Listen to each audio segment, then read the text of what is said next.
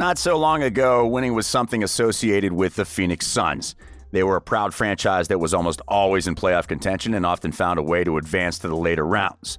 However, it had been a while since the last time basketball was a fun thing in the Valley. Fortunately, things seemed to change for them, and after having an outstanding run inside the Orlando bubble. But not comfortable with just that, the front office decided to acquire star point guard Chris Paul to put an end to their years of losing. With Paul on board to help Devin Booker, the Suns were expected to leap forward in the Western Conference. And during the first couple of weeks of the season, they did just that. But recently, they've taken a step back, and it has started to look like they may not be as good as we believed. So, what's been going on in Phoenix? Should the team start to worry about its play? Let's take a look into it. The Suns started the season looking pretty much like the team that left the bubble with the perfect record. Their 7-3 record during their first 10 games was one of their best starts in recent years, and their play had them on the heels of the Lakers for the best record in the league. During that stretch, their offensive and defensive rating were both among the top 10 in the league.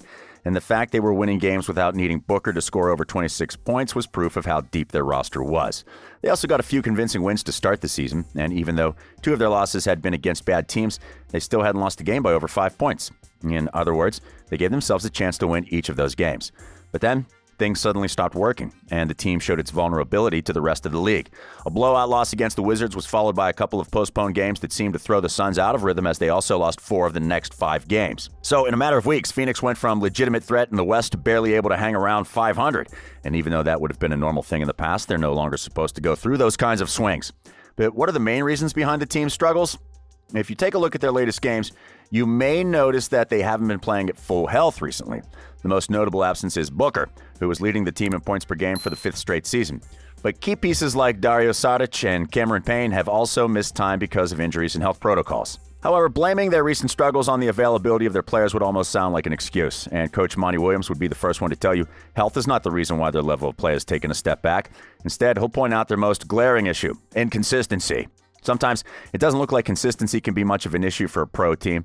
After all, players are paid to fill a specific role, and the coaching staff is expected to hold everyone accountable and make any necessary adjustments. However, things rarely go so smoothly. Players need time to get used to playing with each other, and even coaches need to make experiments with their lineups to understand what combinations work the best. So it's reasonable for teams to go through losing stretches from time to time. Still, the Suns are no longer the same young squad they were in the last few years.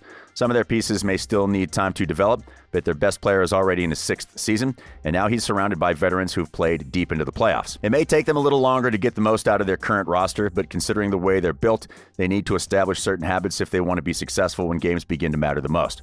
For instance, the lack of consistency Coach Williams has talked about becomes evident when the team goes into the 4th quarter. So far, the team hasn't exactly been a dominant force on the offensive end. During the losing stretch, they fell to the bottom half of the league in offensive rating. But even then, they usually scored enough points to remain competitive during the first 3 quarters. However, things become different once the final period gets going. Currently, the Suns have the 17th best offense in the league. That's not an impressive number, but it should be good enough not to be an issue. However, their offense goes down to 26th during the 4th quarter of games. And that's one of the reasons they've allowed multiple encounters to slip away. When the final period gets going, the production of almost all of their rotation players takes a step back.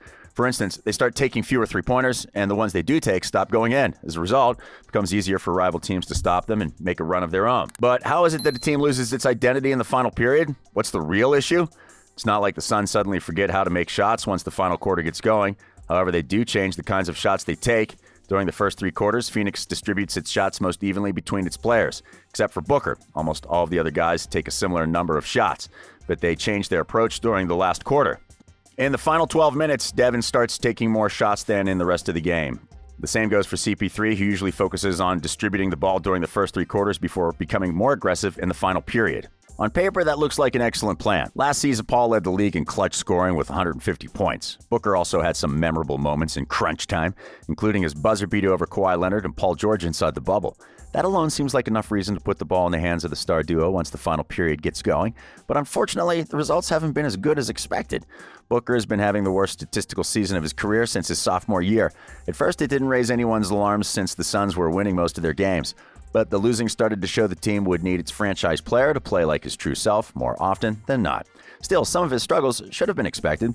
After years of carrying the offense and being his team's main attraction, it's only natural he needs an adjustment period while getting used to playing with a ball-dominant star like Paul. And speaking of Paul, things haven't been going too well for him either. His numbers have resembled his last year in Houston, and while that's not something to be worried about, his shooting percentages may be. CP3 is averaging the lowest shooting percentage from three-point range since his rookie season. Marks like his effective shooting percentage and true shooting percentage are at the lowest point in his career since his second season. To make things look even worse, the Suns had been statistically worse when the point guard was on the floor. So the start to his time in Phoenix wasn't pretty from an analytics standpoint. But even though he's had an uneven start to the season, he's remained elite at the things he does best: passing and shooting from the mid-range. As was expected, he immediately became the team leader in assists per game. Despite lacking chemistry with his teammates, he's been able to set them up and create plays for them with ease. And of course, when the team has needed him to take over and score, he's delivered. He's made up for the lack of a reliable three-point shot by making 50% of his attempts from mid-range. And while it looked like he wouldn't focus so much on scoring this time around, he's been carrying more of the offensive load with Booker out. He put up 32 points in a losing effort against OKC and almost single-handedly lifted his team towards the victory. 2 games later, he was involved in 30 of his team's 34 fourth-quarter points as they held the Mavericks off to take the win. And then in their second game against Dallas, he scored 34 and fell a rebound and an assist shy of getting a triple-double. So, even though Paul had a relatively slow start to the season, it's looking to look like he's getting more comfortable within the Suns' offense. And that's great news for everyone on the team, but especially for Booker. With the point guard demanding more attention from opposing defenses, Devin gets more freedom to create his own shot, leading to winning plays like his game winner in his first game back from injury. But does their recent play mean there's no reason to be worried? As we mentioned earlier, as long as they're winning games, their problems won't look that bad, especially considering how poor they've played in the last decade. But that doesn't mean they should get comfortable just by winning some games. Considering how talented they are and how other teams in the West have also been dealing with consistency issues, there's no reason to believe they'll be in danger of being left behind in the playoff race. But will a postseason berth be enough for this team?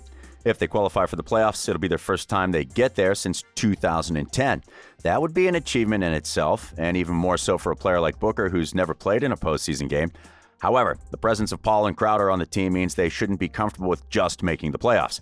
They may not make it past the second round, but they should be able to put up a fight against anyone if everything goes well. But for them to get there, they'll need to address all of the small things currently bothering them. Booker and Paul must learn to play off each other, especially in the fourth quarter. They also need to get everyone involved when it matters the most.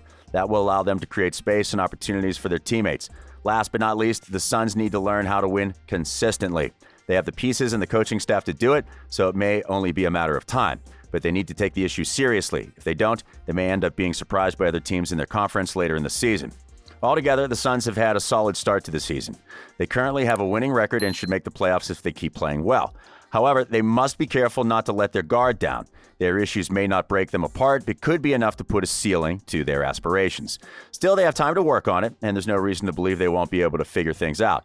But maybe we'll figure that out in the next few weeks when they start playing against some of the other elite teams in the league.